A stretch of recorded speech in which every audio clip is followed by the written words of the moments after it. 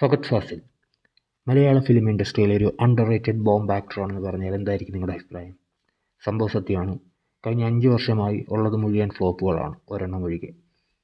പുള്ളിയുടെ 2020 ഇറങ്ങിയ ഫിലിംസ് നോക്കാം. ട്രാൻസ് ഒരുപാട് ഹൈപ്പിൽ വന്നൊരു മൂവിയാണ് ട്രാൻസ്. വലിയൊരു ഇനിഷ്യൽ കളക്ഷനൊക്കെ ഉണ്ടായിരുന്നു, പക്ഷേ 8 നിലയിൽ പൊട്ടി. അത് കഴിഞ്ഞ് വന്നൊരു ഫിലിമാണ് സീ യു സൂൺ. അത് OTT റിലീസായിരുന്നു. ഇരുൾ വന്നു, അത് OTT റിലീസായിരുന്നു. ജോജി വന്നു, അപ്രിസിയേഷനൊക്കെ കിട്ടി, OTT റിലീസായിരുന്നു. അതിനുശേഷം ഒരുപാട് ഹൈപ്പിൽ വന്ന മറ്റൊരു ഫിലിമാണ് മാലിക്. നെഗറ്റീവ് റിവ്യൂ ആയിരുന്നു, അതും OTT റിലീസായിരുന്നു. പിന്നീട് ഏറെക്കാലത്തിന് ശേഷം തിയേറ്ററിൽ റിലീസ് ചെയ്തൊരു പടമാണ് മലയൻ കുഞ്ഞ്. മാളൂട്ടി, ജയറാം മൂവി മാളൂട്ടിയുടെയൊക്കെ ഒരു ടൈപ്പ് പടമാണ്, സർവൈവൽ ത്രില്ലറാണെന്നൊക്കെ പറഞ്ഞു വന്നൊരു ഐറ്റമാണ്. പക്ഷേ ഭയങ്കര ബോറായിരുന്നു, 8 നിലയിൽ പൊട്ടി.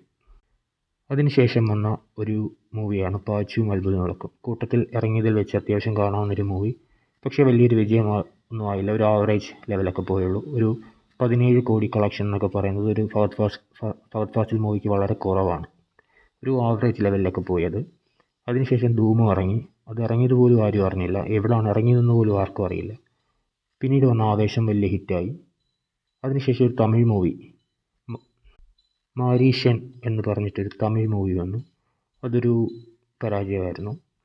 അതിനുശേഷം ഓടും കുതിര ചാടും കുതിര ഇപ്പോൾ റിലീസായി. അതിനും നെഗറ്റീവ് റിവ്യൂസാണ് കിട്ടുന്നത്. അപ്പോൾ അങ്ങനെ നോക്കിക്കഴിഞ്ഞാൽ ഇത്രയും മൂവീസ് ഇറങ്ങിയതിൽ ഒരെണ്ണം മാത്രമാണ് ഒരു ക്ലീൻ ഹിറ്റ് അല്ലെങ്കിൽ സൂപ്പർ ഹിറ്റ് എന്ന് പറയാവുന്നത്. മലയാള സിനിമയിലെ ഒരു യുവതാരത്തിന് കഴിഞ്ഞ 5 വർഷത്തിലുള്ളത് ആകെ ഒരു ഹിറ്റ് മാത്രമാണ്. പക്ഷേ പുള്ളി ആരും വിമർശിക്കുന്നില്ല, ട്രോൾ ചെയ്യുന്നില്ല. ജയറാമിനോ ആസിഫ് അലിക്കോ മോഹൻലാലിനോ ഒക്കെ നേരിടേണ്ടി വന്നിട്ടുള്ളൂ. അവരുടെ പടങ്ങൾ പൊട്ടുമ്പോൾ നേരിടേണ്ടി വന്ന വിമർശനങ്ങളൊന്നും പുള്ളി നേരിട്ടിട്ടില്ല. അതുകൊണ്ടാണ് ഒരു അണ്ടർ റേറ്റഡ് ബോംബ് ആക്ടറാണ് ഫഹദ് ഫാസിൽ എന്ന് പറഞ്ഞത്. 5 വർഷത്തെ കാര്യം എടുത്താൽ